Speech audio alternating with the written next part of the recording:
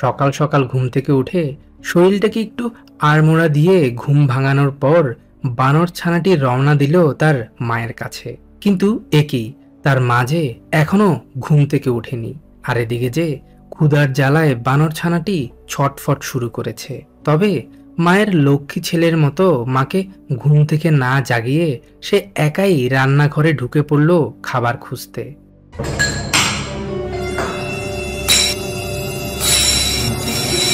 এই যা, এ কি হলো? আজকে তোমার একটাও মাটিতে পড়বে না। পেয়ালা ভেঙে মায়ের ভয়ে বানর ছানাটি লুকিয়ে পড়ল। এদিকে শব্দ শুনে তার মা দৌড়ে এসে মেঝেতে ভাঙা পেয়ালাটি দেখতে পেয়ে বেশ অবাক হয়। কিন্তু আশেপাশে বেশ কিছুক্ষণ খোঁজাখুঁজির পরও সে কাউকে দেখতে পেল না। মাকে দেখে মার খাওয়ার ভয়ে বানর ছানাটি কিছুক্ষণ এই রুমে তো কিছুক্ষণ অন্য রুমে গিয়ে লুকিয়ে পড়ছে। আবার মানুষের মতো মাথায় হাত দিয়ে দুশ্চিন্তায়ও মগ্ন হয়ে পড়েছে সে। এদিকে তার মা ভাঙা পেয়ালাটি মেঝে হতে পরিষ্কার করে আবারও ঘুমিয়ে পড়েছে। কিন্তু বানর ছানাটির যে অসম্ভব রকমের ক্ষুধা পেয়েছে, যার কারণে সে উপায়ন্তর না পেয়ে তার ছোট্ট ঠেলাগাড়িটি নিয়ে বেরিয়ে পড়ল। বিশাল এক লম্বা রাস্তা পাড়ি দিয়ে শেষমেশ সে বাজারে এসে পৌঁছালো। কিন্তু তার কাছে যে টাকা নেই, যার কারণে সে যেখানেই যাচ্ছে দোকানদারিরা তাকে বারবার তাড়িয়ে দিচ্ছে।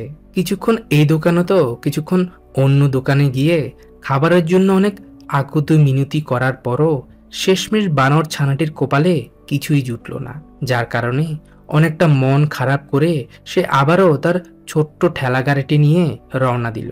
হাঁটতে হাঁটতে বাজারের পাশে থাকাই ময়লার স্তূপে এসেও সে বেশ কিছুক্ষণ ধরে খাবার খুঁজল।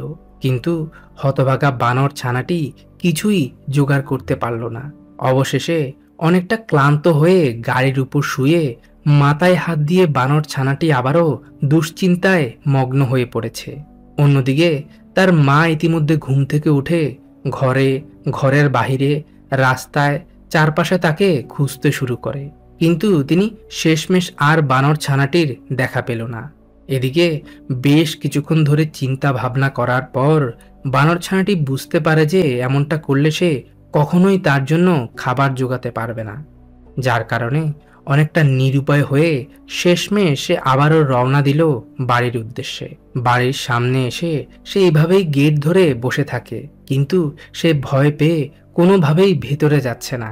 বেশ কিছুক্ষণ পর ভদ্রমহিলা তার সন্তান বানর ছানাটিকে দেখতে পেয়ে সামনে এগিয়ে যায়। বানর ছানাটিও তার মাকে দেখে কিছুটা আবেগী হয়ে পড়ে।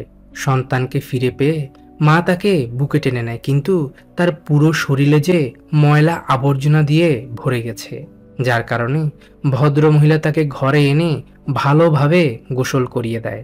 গোসল শেষে তিনি যখন বানর ছানাটিকে খেতে দেয় তখন সে অনেকটা পাগলের মতো দুহাতে খেতে শুরু করে। পরের দিনের ঘটনা, ঘুম থেকে উঠে আজ সে তার বন্ধু এই কুকুর ছানাটির সাথে খেলাধুলায় মগ্ন হয়েছিল। কিন্তু হঠাৎ করেই কি জানি তার কি মনে হলো, সে গেট খুলে বেরিয়ে পড়ল। হাঁটতে হাঁটতে একটা সময় সে তাদের বাড়ি হতে বেশ কিছুটা দূরের এই বনের মাঝে ঢুকে পড়ে। বন জঙ্গলে এদিক ওদিক আশপাশটায় ঘুরতে ঘুরতে একটা সময় কিছু একটা দেখে সে দাঁড়িয়ে গেল। সামনে যেতেই বানর ছানাটি দেখতে পায় গাছের নিচে একটি বাসার মাঝে ধবধবে সাদা রঙের 3টি ডিম। ডিমগুলো দেখে মাথায় হাত দিয়ে দুষ্ট বানর ছানাটি বেশ কিছুক্ষণ ধরে কি যেন চিন্তা ভাবনা করলো। আবার ডিমগুলো হাতে নিয়ে কিছুক্ষণ পর্যবেক্ষণও করলো সে। হয়তোবা আশেপাশে বসবাস করা কারো পোষা হাঁস বনের মাঝে এসে ডিম পেড়ে গিয়েছিল, আর যা চোখে পড়েছে দুষ্টু এই বানর ছানাটির। পর্যবেক্ষণ শেষে এসে ডিমগুলো রেখে আশেপাশে কি যেন খুঁজতে লাগলো। বেশ কিছুক্ষণ খোঁজাখুঁজির পর বানর ছানাটি একটি পলিথিন কুড়িয়ে পেয়ে আবারও দৌড়ে ফিরে আসলো সেই গাছের নিচে। একই, বানর ছানাটি যে ব্যাগ নিয়ে এসেছে অন্যের ডিম চুরি করার উদ্দেশ্যে। এক এক করে ডিমগুলো পলিথিনে ঢুকিয়ে সে এবার রওনা দিল বাড়ির উদ্দেশ্যে। বাড়িতে এসে বানর ছানাটির ডিমগুলোর দিকে তাকিয়ে কি যেন ভাবছে। মূলত দিন কয়েক আগেই সে তার বান্ধবী এই মুরগিটির কাছ থেকে একটি ডিম চুরি করেছিল, যার কারণে ডিমগুলো খাওয়ার উদ্দেশ্যে আনলেও সে আর ডিমগুলো খায়নি। ডিমগুলো নিয়ে সে সোজা পৌঁছে গেল তার বান্ধবী এই মুরগিটির কাছে। ডিমগুলোর দায়িত্ব তার বান্ধবীকে দিয়ে তারা কি যেন আলোচনাও করলো বেশ কিছুক্ষণ ধরে। এরপর ভালোবেসে বান্ধবীকে চুমু খেয়ে বেরিয়ে পড়ল সে। তবে প্রতিদিন সে ডিমগুলোর খোঁজ খবর নিতে আসতো মুরগিটির কাছে। দীর্ঘ প্রায় 25 থেকে 30 দিন মুরগিটির ডিমগুলোতে তা দেওয়ার পর ডিমগুলো ফুটে বেশ কয়েকটি হাঁসের ছানার জন্ম হয়, যা দেখে বানর ছানাটির সাথে সাথে মুরগিটিও বেশ খুশি। তবে দুষ্ট বানর ছানাটি তার বান্ধবী এই মুরগিটিকে ভুলিয়ে ভালিয়ে খাবারের লোভ দেখিয়ে হাঁসের ছানাগুলোকে তার সাথে করেই নিয়ে আসে। এরপর থেকে সে নিজেই হাঁসের ছানাগুলোর দেখভাল শুরু করে। তার বাবা তার নতুন বন্ধু এই হাঁসের ছানাগুলোর জন্য একটি ঘরও তৈরি করে দিয়েছে। সারাদিন তাদের সাথে দুষ্টুমি ফাজলামি আর খেলাধুলা নিয়ে মেতে থাকে সে। এতে যদিও বা হাঁসের ছানাগুলো বেশ বিরক্ত হয়, তবে এখন আর কী বা করার আছে। তারা যদি ঘুরতে যেতে না চায়, অনেকটা জোর করে এভাবেই তাদেরকে তার ছোট্ট এই গাড়িতে উঠিয়ে এসে ঘুরতে নিয়ে যায় বিলের মাঝে। হাঁসের ছানাগুলোকে পানিতে নামিয়ে সে ডাঙায় বসে তাদের পাহারা দেয়। আবার অনেক সময় সে নিজেও নেমে পড়ে তাদের সাথে ঘুরে বেড়াতে। প্রায় 1 ঘন্টা হয়ে গেল, হাঁসের ছানাগুলো এখনো ফিরে আসছে না, যার কারণে তাদের বন্ধু বানর ছানাটি আশেপাশে অনেকটা পাগলের মতো তাদের খুঁজতে শুরু করে। বেশ কিছুক্ষণ খোঁজাখুঁজির পরও সে তার বন্ধু হাঁসের ছানাগুলোকে খুঁজে পেল না। কিন্তু সে যে হার মানার পাত্র নয়। ডাঙায় এসে কাপড় খুলে সে আবারও নেমে পড়ে তাদের খুঁজতে। দীর্ঘ প্রায় 1 ঘন্টার অক্লান্ত পরিশ্রমের পর শেষমেশ বানর ছানাটি তার বন্ধুদের খুঁজে পেয়েছে। এরপর সে তাদের লাঠির ভয় দেখিয়ে ডাঙায় উঠিয়ে আনে। বন্ধুদের খুঁজে পেয়ে কাপড় পরে নিয়ে সে আবারও তাদের নিয়ে রওনা দিল বাড়ির উদ্দেশ্যে।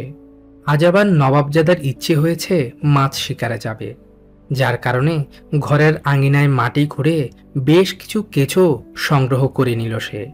তবে সে একা যাবে না, তার সাথে অনেকটা জোরপূর্বক হাঁসের ছানাগুলোকেও নিয়ে যাবে সে। যা বুঝতে পেরে একজন তো পালিয়েছে, বেচারা এই দুজন পালাতে না পেরে ইচ্ছা না থাকা সত্ত্বেও বানর ছানাটির সাথে মাছ শিকারে যেতে হচ্ছে তাদের। পুকুর পাড়ে পৌঁছাতেই প্রথমে বানর ছানাটি বড়শি ফেলল পানিতে। এরপর হাঁসের ছানাগুলোকে কোলে করে নিয়ে এসে তার পাশে এভাবেই বসিয়ে রাখল। বেশ কিছুক্ষণ পর বানর ছানাটির বড়শিতে কি যেন একটা লেগেছে। এই যা, শেষমেশ বানর ছানাটি একটি মাছও শিকার করে নিল। মাছ শিকার শেষে সে আবারও তার বন্ধু এই হাঁসের ছানাগুলোকে নিয়ে রওনা দিল বাড়ি ফেরার উদ্দেশ্যে। দুষ্টু মিষ্টি এই বানর ছানাটির প্রথম পর্বটি দেখে না থাকলে এখনই দেখে আসুন। আর পরবর্তী পর্ব দেখতে চাইলে আমাদেরকে কমেন্টে অবশ্যই জানাবেন। ধন্যবাদ।